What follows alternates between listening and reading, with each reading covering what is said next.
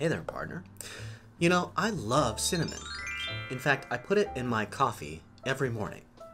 And that's why last week as I was scrolling my news feed, a certain article caught my eye. Science says smelling cinnamon can make you much more creative and innovative, but not for the reason you might think. What a bombshell. Am I right, partner? This is going to be the biggest fad diet of 2022. You know, forget LSD, all the Silicon Valley entrepreneurs are going to be microdosing cinnamon. And all the internet gurus are going to be hawking lemon juice and cayenne pepper and cinnamon cleanses. Like to flush our brains of bad ideas.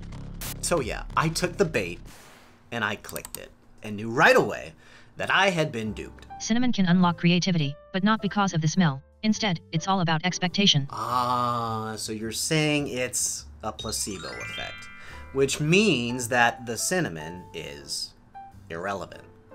And sure enough, as I read all the way down to the bottom of the article, I came across this sentence, which, juxtaposed with the title, reveals a fairly disappointing feature of our current media landscape.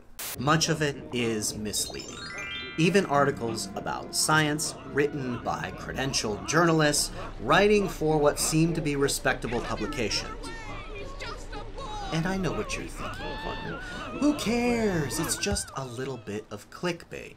Clickbait! Ooh-ha-ha! But I am starting to get angry because when I fact-checked this article, by reading the actual study, I found that every single part of that headline was false or misleading, and the body of the article didn't do enough to clarify those errors. So let me break it down for you.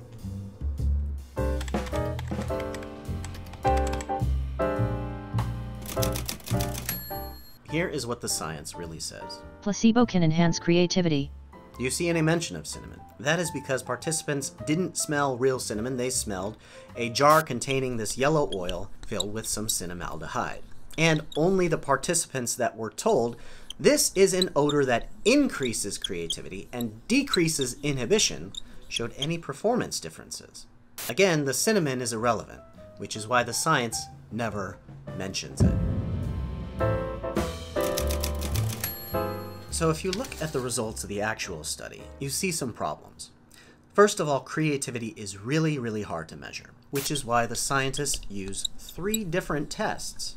And of those 3 tests, one of them showed no effects at all. Of the other 2 tests, they broke creativity into these 4 different metrics that they tried to measure: originality, flexibility, fluency, and out-of-boxness. And what they found is that in only 2 of those metrics were there significant results. And another problem is significance in science only means that it's very unlikely to have happened by random chance alone. It doesn't mean it's going to make you much more creative.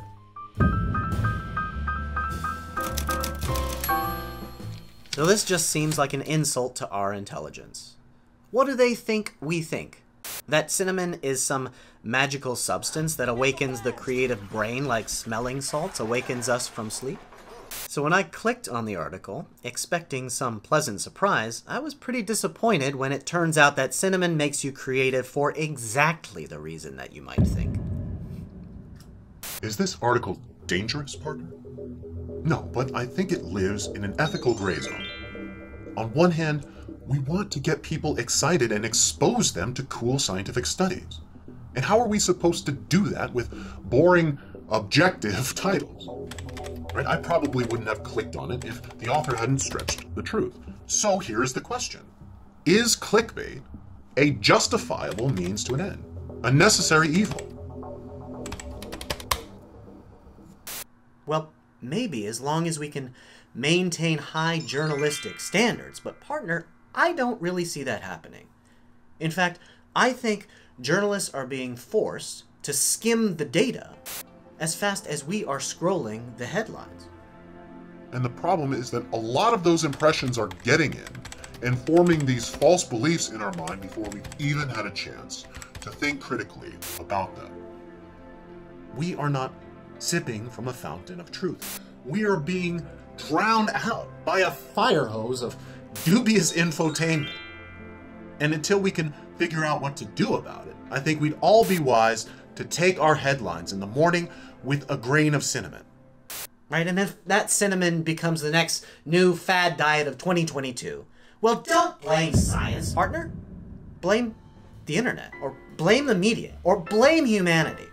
for collectively taking the bait. So make sure to subscribe, and if you've seen one, share a juicy clickbait headline down in the comments. And I'll see you next time on The Joy of Thinking.